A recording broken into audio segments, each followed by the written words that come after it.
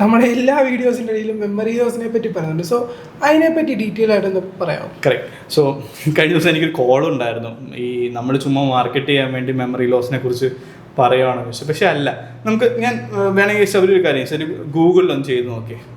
അതായത് hearing loss leading to dementia എന്ന് പറഞ്ഞാൽ മെമ്മറി ലോസ് ആണ്. ചുമ്മാ അത് യെസ് ഓർ നോ അല്ലെങ്കിൽ അങ്ങനെ ഉണ്ടോ എന്നുള്ളത് നോക്കി നോക്ക്. എസ് എന്നാണ് ഇത് പറയുന്നത്. അത് ഒരു പ്രൂവൻ കാര്യം. ഒരു 3 സ്റ്റേജസ് ഓഫ് ഹിയറിംഗ് ലോസ് എന്ന് പറയാം, അല്ലെങ്കിൽ 4 സ്റ്റേജസ് ഓഫ് ഹിയറിംഗ് ലോസ് എന്ന് പറയാം. അപ്പം ഫസ്റ്റ് വരുമ്പം നമുക്ക് കേൾവി നഷ്ടപ്പെടും. അതായത് നമ്മുടെ ചെവിയുടെ ഭാഗത്ത് നിന്ന് നമുക്ക് ഹിയറിംഗ് ഡിറ്റോറേറ്റ് ചെയ്യും. ഹിയറിംഗ് ഡിറ്റോറേറ്റ് ചെയ്ത് കഴിയുമ്പം കുറച്ച് നാൾ കഴിയുമ്പം ബ്രെയിനിലേക്ക് പോകുന്ന സിഗ്നൽസ് നമുക്ക് ഹിയറിംഗ് ഡിറ്റോറേറ്റ് ചെയ്യുമ്പോൾ തന്നെ വീക്കറാവും. ബ്രെയിൻ അതനുസരിച്ച് അഡാപ്റ്റ് ആവും. അപ്പോൾ ബ്രെയിനിൻ്റെ ഫങ്ഷൻ കുറയുമ്പോൾ അത് അവിടെ ഒരു റീജിയൻ എംപ്റ്റിയർ ആയിട്ട് വരും. ആ റീജിയൻ പിന്നെ അത് പ്രശ്നമായിട്ട് അത് ഡിമെൻഷ്യ അല്ലെങ്കിൽ മെമ്മറി ലോസ് എന്നുള്ളൊരു കണ്ടീഷനിലോട്ട് ലീഡ് ചെയ്യാനായിട്ട് പറ്റും. അപ്പം അത് ദാറ്റ്സ് ജസ്റ്റ് ബിക്കോസ് നമ്മൾ അതുമായിട്ട് അഡാപ്റ്റ് ആയി പോകുന്നതാണ്, ഹിയറിംഗ് ലോസുമായിട്ട് അഡാപ്റ്റ് ആവുന്നതാണ്.